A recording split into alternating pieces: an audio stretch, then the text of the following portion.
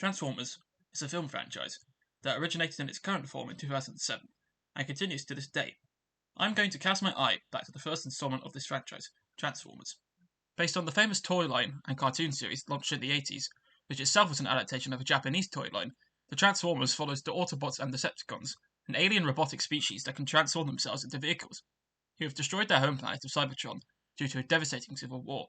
The conflict has now reached Earth, with the Autobots dedicating themselves to its protection, and the Decepticons aiming to enslave and destroy humanity as we know it. Transformers was directed by the action film maestro Michael Bay, and I can think of no one else better to introduce the world to the Transformers in live action. Transformers follows what I like to call the Michael Bay B rule, in that the film will be full of bullets, explosions, and expletives. It's all very good fun, and the chaos and carnage of the action sequences are still impressive to this day. There's a great sense of scale and danger. There's a lot of stuff getting blown up for real, and I'm never going to complain about real explosions being used in a movie. The first Transformers film is interesting, in that it follows very much the plot beats of a modern disaster film. We are introduced to several groups of characters, who all experience a series of events on a global scale, before eventually meeting as one to overcome the danger that threatens to destroy the world. It's really fun to meet these different groups, and to see the experiences of humanity making contact with the Cybertronians from various different angles. This ranges from Sam Witwicky, who is played by Shia LaBeouf, who becomes the owner of Bumblebee, perhaps the most beloved of all the Transformers characters. Also in the film is Captain William Lennox, played by Josh Dunnell, who is supported by Sergeant Robert Epps, played by Tyrese Gibson, who as ever is spectacular to the comic relief. Hey, where you going? Pocket! Red pocket! My black pocket!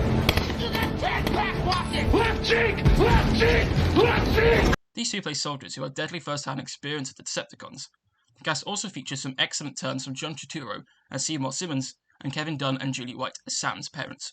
Peter Cullen returns from the animated series as Optimus Prime, and it's no wonder he's become so iconic in the role. He just sounds so unique and powerful. He truly is the voice of Optimus Prime.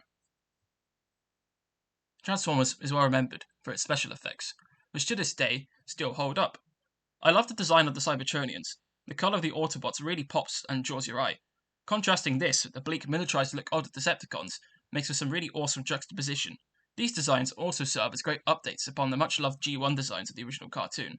I remember as a child being easily able to identify which Transformer was which, based upon their designs from this movie. The CGI has aged well too, with the Cybertronians still looking as if they belong in reality and live and breathe in the world of the film. The sound design in this film is also excellent. The robotic movements and clashes are given a real oomph and power to them, so you're going to get drawn into the film completely. It's loud, chaotic, and explosive, so basically, it's perfect.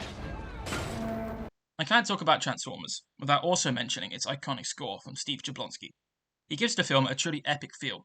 The themes given to the heroic Autobots are really rousing, and fill you with the feeling that you can do just about anything. This, accompanied by the spectacular visuals and action sequences, makes for some really badass moments. Transformers also completely understands its audience. They're given scale, action, and humour. I can think of no better example of this than when the film itself puts the audience into the film. As a young boy, who after witnessing Optimus and the Decepticon Bone Crusher attempt to violently murder one another, simply says, Transformers is an awesome film, and one that I think will still connect to audiences today, even with those born years after it first exploded on the cinema screens. It's just a really awesome movie, and as this is the end of my review, I'll also make the comment that I'm sure many of you are thinking. Transformers does indeed have one of the most awesome endings of cinema history.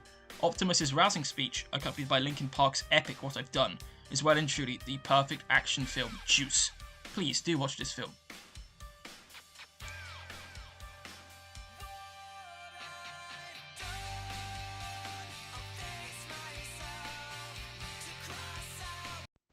Hi, thanks for watching. Did you enjoy the review? If so, please like and subscribe. It'll help the channel to grow. I hope to see you watching another video again sometime soon. Thanks again.